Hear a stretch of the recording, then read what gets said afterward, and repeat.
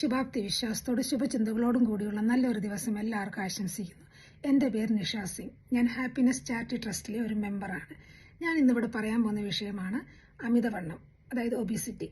ഇന്ന് സമൂഹത്തിൽ ഏറ്റവും കൂടുതൽ കണ്ടുവരുന്ന ഒരു പ്രശ്നമാണ് അമിതവണ്ണം. ഒരു വ്യക്തിയുടെ ശരീരഭാരം ആരോഗ്യത്തിന് ഹാനികരമായ രീതിയിൽ അതിക്രമിക്കുമ്പോൾ അതിനെ അമിതവണ്ണം എന്ന് പറയുന്നു. ശരീരത്തിൽ ആവശ്യത്തിലധികം കൊഴുപ്പ് അടിഞ്ഞുകൂടുന്ന ഒരു അവസ്ഥയാണിത്.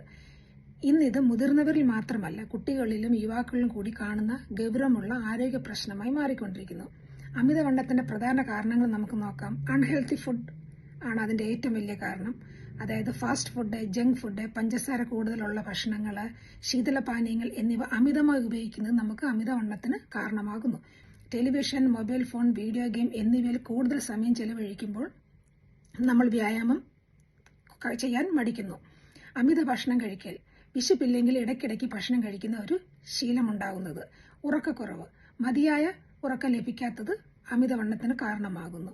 മാനസിക സമ്മർദ്ദം മൂലം ചിലർ അധികം ഭക്ഷണം കഴിക്കുന്ന ഒരു ശീലം അവർക്കുണ്ടാകുന്നു. അമിതവണ്ണം മൂലമുണ്ടാകുന്ന ആരോഗ്യ പ്രശ്നങ്ങൾ: ഡയബറ്റിക്, ഹൃദ്രോഗം, ഹൈ ബ്ലഡ് പ്രഷർ, മുട്ടുവേദന, അസ്ഥി സംബന്ധമായ പ്രശ്നങ്ങൾ, ശ്വാസതടസ്സം, ആത്മവിശ്വാസം കുറവും മാനസിക സമ്മർദ്ദവും. അതിനാൽ അമിതഭാരം വെറും ശരീരഭാരം മാത്രമല്ല, അതൊരു ഗുരുതര ആരോഗ്യ പ്രശ്നം കൂടിയാണ്. അമിതവണ്ണം എങ്ങനെ നിയന്ത്രിക്കാം? വെൽ ബാലൻസ്ഡ് ഡയറ്റ്, പച്ചക്കറികൾ, പഴങ്ങൾ എന്നിവ നമ്മുടെ ഭക്ഷണത്തിൽ ഉൾപ്പെടുത്തുക. ഡെയിലി എക്സസൈസ് ചെയ്യുക. ദിവസവും 30 മിനിറ്റ് നടക്കാൻ ശ്രമിക്കുക.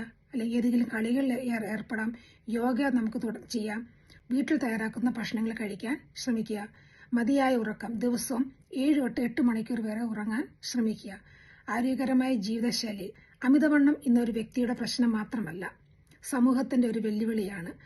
ആരോഗ്യകരമായ ഭക്ഷണവും വ്യായാമവും ജീവിതത്തിന്റെ ഭാഗമാക്കിയാൽ അമിതവണ്ണം തടയാനും ആരോഗ്യകരമായ ഒരു ഭാവി നിർമ്മിക്കാനും നമുക്ക് സാധിക്കും. എല്ലാവരും ആരോഗ്യകരമായ ജീവിതശൈലി പിന്തുടരാൻ തയ്യാറാകണം.